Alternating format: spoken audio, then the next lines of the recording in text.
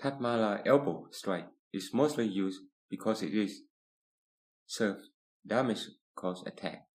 Tatmala elbow strike is formed by lifting the elbow up front and throw it forward while stepping ahead and strike with the power generated from fast move and body weight. Next technique is the Tatmala elbow. To practice, start with the fighting stand. If you are right-handed, step your right foot forward and raise your elbow at the same time. Your elbow should be an acute ankle. Move forward. Whether or not this move will be powerful depends on how much you contact your elbow, your speed, and your body weight. Extend your legs to power your moves up.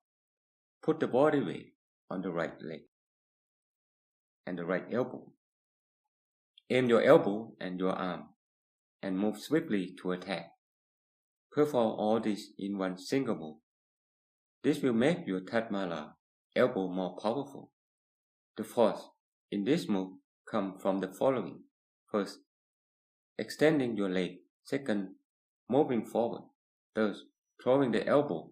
Fourth, the right arm and putting the body weight on the right foot and the right elbow. If you are left-handed, do the opposite. The aim for a Tatmala elbow is the face and the throat. Let's look at an example of how a Tatmala elbow can be used. When your opponent throws a straight punch or a swing punch at you, raise your arm to block. Immediately step forward.